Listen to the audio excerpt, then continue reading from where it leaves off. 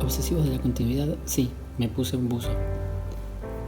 Entonces, lo que tengo que hacer es, en este archivo, pegar el texto. La manera más directa es, una vez que tengo copiado el texto del procesador de textos en el que estoy trabajando, es pegarlo, haciendo Command B corta, Control B corta. Se me genera automáticamente un cuadro que contiene todo ese texto. La otra opción es ir a la herramienta de texto y generar yo mismo el marco y allí dentro pegar el texto. Ahora bien, cuando estamos trabajando en una composición con varios elementos, con distintas tipologías de texto y jerarquías, quizás nos resulta un poco más plástico, más flexible aislar estos elementos en distintas cajas, en distintos marcos. Entonces, lo que puedo hacer es cortar cada uno de estos elementos y asignarles una caja propia. Entonces corto y pego el título en su propio contenedor y corto y pego, en este caso, este texto que está destinado a armar un listado, un punteo de ítems. Entonces lo corto, lo pego y aquí tengo las tres cajas básicas con las que voy a trabajar o presentar algunas cuestiones básicas en estos tutoriales. Para poder enfocarme mejor en cada uno de estos elementos, ahora voy a trabajar en el título de manera aislada. Entonces, aquí tengo el título y para empezar a darle forma, a darle formato, voy a usar la paleta Character. Selecciono el texto y en la paleta Character me voy a encontrar primero con un campo en el que defino la tipografía. En este caso, para homenajear la identidad de la cátedra, voy a elegir Chivo. Aquí abajo lo que puedo seleccionar es la variable en la que voy a trabajar. En este caso voy a elegir la variable Black. Y aquí abajo tengo los campos destinados al cuerpo y el interlineado. El cuerpo, como es un título, voy a apuntar a un cuerpo bien grande, por ejemplo 60 puntos. El interlineado, si se fijan, aparece señalado entre paréntesis. Eso quiere decir que es un valor que está generado automáticamente por el programa. En este caso está en una relación de 120% respecto al valor del cuerpo. Esa relación se puede modificar en el panel de preferencias generales que les presenté inicialmente. En este caso, como quiero trabajar un título bien compacto, voy a optar por un interlineado sólido. Es decir que si tengo de cuerpo 60 puntos, el interlineado va a ser también de 60 puntos. Empiezo a manipular la caja por el soporte.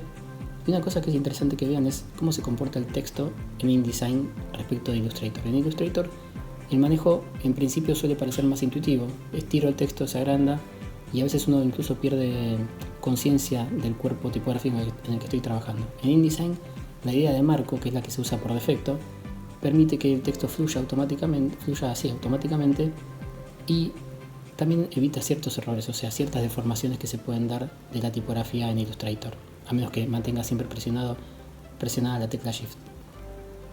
En el caso de InDesign, esto nos asegura también un trabajo sin errores. Ahora bien, una vez que definí cuerpo e interlineado, hay que trabajar en situaciones de espacio muy específicas. Esto lo voy a hacer en el caso de trabajar con textos grandes, breves, como por ejemplo un título. Entonces, lo que uno puede hacer es decir que va a trabajar sobre un par determinado de signos.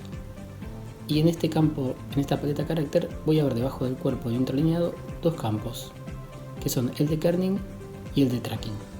El kerning es una variable que me permite intervenir en el espaciado específico entre dos letras, mientras que el tracking me permite intervenir en el espaciado global de una serie de caracteres. Vamos a verlo de esta manera. Si yo quiero intervenir en el kerning, tengo que hacer clic entre los dos signos cuyo espaciado quiero regular, y una vez que hice ese clic, vengo a este campo y puedo aumentar el espacio o reducirlo. Una cosa que hay que notar es que el kerning, antes de empezar a intervenir en esos caracteres, aparece como métrico. Y si despliego esta paleta, veo que aparece una opción de kerning óptico. Vale aclarar que no es bueno confiar en este caso en ese título, que es bastante engañoso. El kerning métrico lo que hace es respetar la métrica de la fuente, es decir, que respeta la decisión de espaciado que el diseñador fijó para los signos de su creación. Por otro lado, el tracking permite intervenir en el espaciado global de todos los signos. Como verán, el espaciado cambia de manera pareja, tanto entre las letras como entre las palabras. Entonces, ahí tenemos dos conceptos muy importantes y a la vez muy diferentes. El kerning permite intervenir en el espacio entre un par de signos determinados. El tracking permite intervenir en el espaciado global de una serie de signos, como por ejemplo un párrafo completo. Debajo de esta primera serie de opciones tenemos otra tanda en la que tenemos tres opciones que por favor no las usen. Que estén disponibles en InDesign no quiere decir que es válido usarlas, sobre todo si uno quiere buscar una buena composición tipográfica o un manejo responsable de la tipografía. Tenemos este campo que permite variar la escala vertical de la tipografía y este que permite variar la escala horizontal, de la misma manera que este tercer campo permite trabajar la inclinación de las letras. Esto tipográficamente es una tragedia porque lo que estamos haciendo es intervenir, alterar, ir en contra de las proporciones, del diseño del trazo y de un montón de otros parámetros que el diseñador de la fuente tuvo en cuenta al crearla. También aquí abajo tenemos una instancia más en la que podemos elegir el idioma en el que estamos componiendo el texto, cosa que viene bien sobre todo si configuramos en las preferencias generales el español como el idioma por defecto. Puede pasar que quizás estamos trabajando con un texto bilingüe o en algún caso tenemos que hacer algún tipo de excepción, entonces en este campo lo podemos elegir específicamente en cada situación. Para poder seguir hablando de la paleta carácter voy a pasar a trabajar con el texto corrido. Si leemos este texto vamos a ver que en el medio aparecen algunas cifras. En este caso primero voy a configurar el texto en una familia de mi agrado. En este caso voy a elegir Adele y vamos a ver que los signos se comportan de distintas maneras. En este caso la paleta carácter tiene opciones que se despliegan haciendo clic en este botón y tenemos esta opción de OpenType. OpenType es un formato que permite que una familia tipográfica tenga más de 60.000 caracteres disponibles para componer con mucha precisión, de manera ortotipográficamente rigurosa, cualquier texto. Entonces, si exploramos las opciones vamos a ver un montón, como por ejemplo trabajar con versalitas diseñadas específicamente para esa familia. Podemos ver alternativas de ligaduras, superíndices, subíndices, pero lo que más me interesa destacar en este caso es la cuestión de los números, ¿sí? En este caso está tildado el uso del estilo de cifras por defecto que tiene la familia tipográfica. Ahora bien, tengo acá también otras opciones. Si vemos cómo se comportan los números, vamos a ver que en este caso elegí los números mayúsculos de alineamiento y tabulares, es decir, que tienen un ancho fijo. Son los ideales para componer una tabla. Puedo elegir también números minúsculos o antiguos, que son los que tiene seteados por defecto esta fuente. También puedo elegir números mayúsculos pero de ancho variable y también números minúsculos pero de ancho fijo. Eso lo hago desde este panel de opciones. Y también acá puedo trabajar sobre el subrayado, el tachado de los signos y algunas cuestiones más.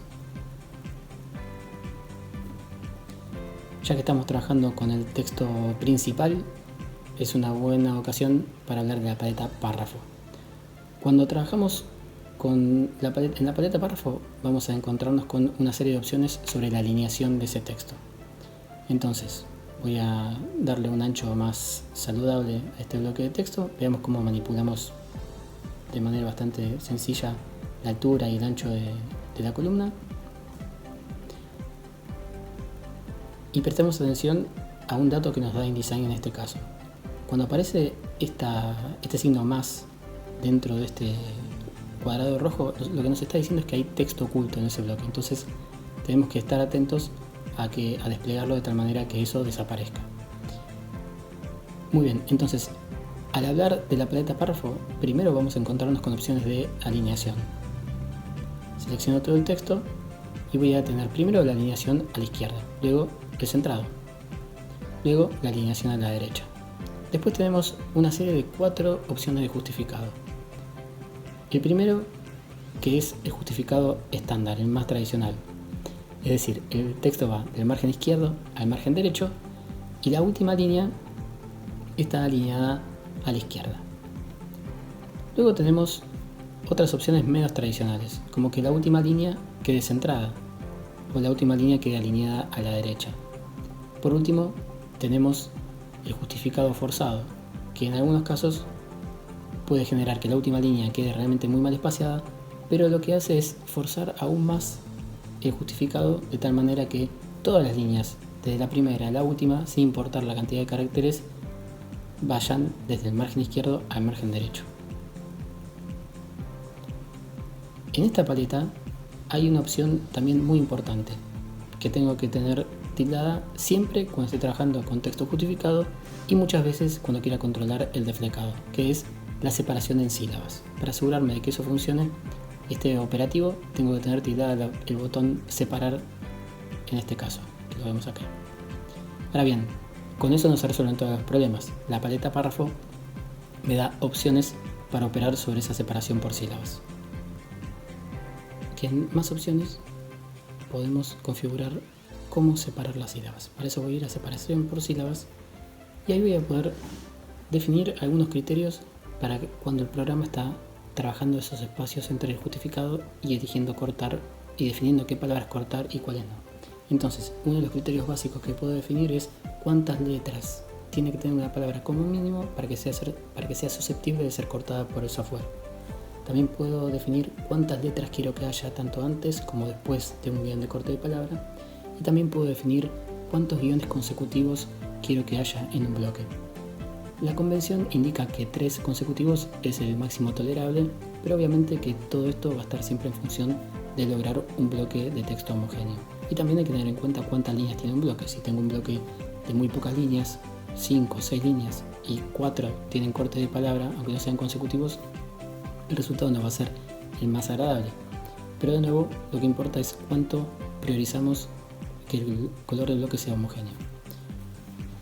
Debajo tenemos zona de separación. Esto es importante que esté en 0. Y también tenemos debajo un deslizador que nos permite elegir como si fuera algo mágico entre un espaciado óptimo, que implica que el bloque tenga más guiones, y la opción de tener menos guiones, que eso repercute en la calidad del espaciado. Como no creo en las soluciones mágicas, voy a dejarlo en el medio y procurar resolver las cuestiones de espaciado de otra manera. Más abajo tenemos 3 casillas que podemos analizar si las tildamos o no. En primer lugar, separación por sílabas de palabras en mayúsculas. Esto en realidad se refiere a palabras que empiezan con letras mayúsculas. La realidad es que, de nuevo, si lo importante es generar un color de bloque homogéneo, no debería estar por encima de eso la calidad de una palabra que empieza con mayúscula. Así que en este caso me parece que si una palabra empieza con mayúscula está bien que si hay que cortarla, sea cortada por el software. Tenemos otra opción que es la de separar por sílabas la última palabra.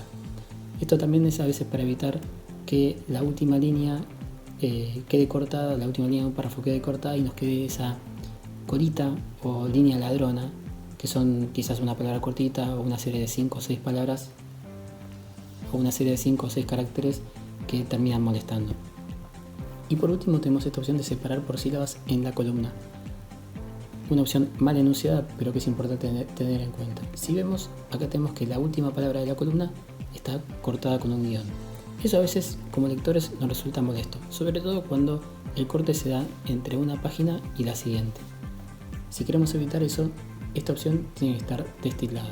Ahora veremos que en este caso la palabra pasa entera a la siguiente columna y el color de esta última línea se vuelve medio problemático.